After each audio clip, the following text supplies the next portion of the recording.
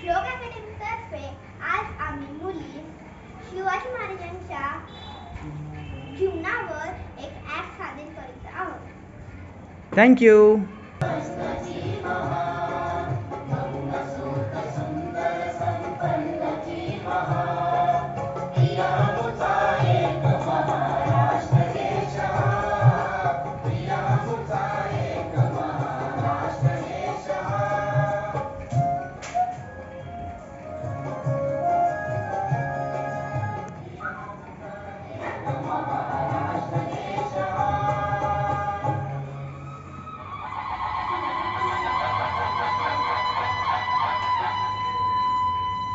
तो काळ होता महाराष्ट्राचा, गजांत लक्ष्मीच्या वैभवात नांदण्याचा, उदंड ऐश्वर्य उपभोगण्याचा.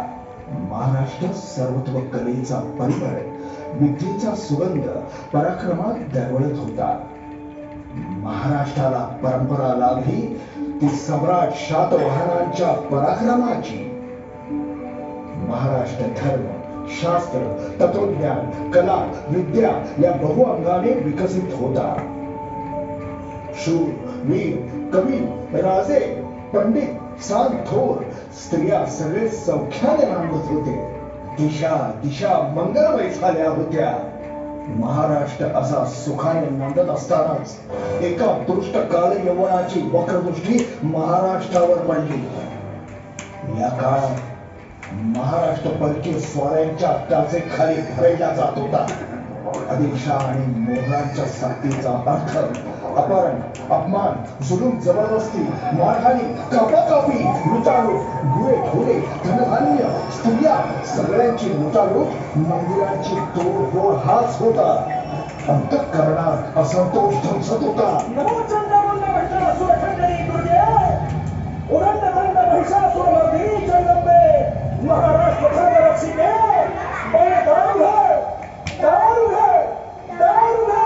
जगदंबेने रयतेची प्रार्थना ऐकली आणि गोड बातमीची कुणकुण सगळ्यांनाच लागली.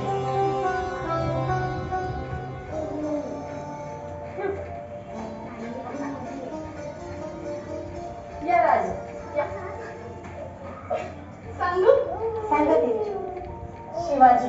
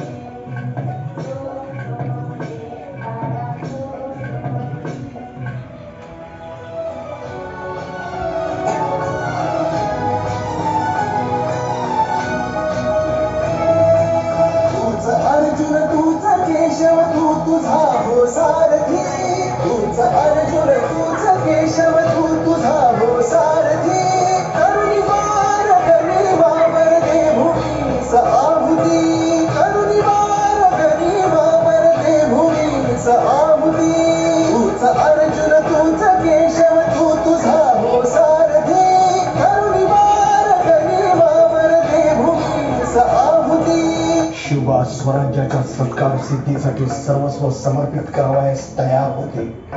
स्वबळावर स्वपराक्रमाने स्वतःची दौलत संपादण्याचे त्यांचे स्वप्न होते. नसा नसातून ज्वलंत स्वाभिमान दौलत होता. जीवाला जीव लावणारे साथीदार शिवरायाने जोडले. गरीब पराक्रमी मावळ्यांना हेरले. त्यांना आपल्या अंतःकरणात स्थान दिले. असे कितीतरी सवंगडी शिवरायांच्या इशाऱ्यावर प्राण देण्यास तयार होते. सर्व मावळ्यांना एकत्र करून रायरेश्वराच्या डोंगरावरती शिवबाने स्वराज्य स्थापनेची शपथ घेतली. आम्ही मराठे यवनांची पीडा नष्ट करण्यासाठी हिंदवी स्वराज्य स्थापन करीत आहोत.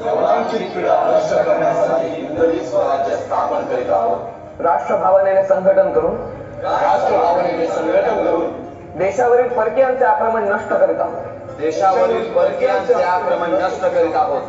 स्वकीय व परकीय शत्रूंचे उच्चाटन करण्यासाठी स्वराज्य स्थापना करीत आहोत. त्यात तू आम्हास यश द्यावे. हे राज्य व्हावे ही तर श्रींची माननीय महोदय, हा केवळ कलेचा विलास नाही, ही एक महापुरुषाची त्यांच्या अल्पमती भक्तांनी मानलेली छत्रपती शिवराय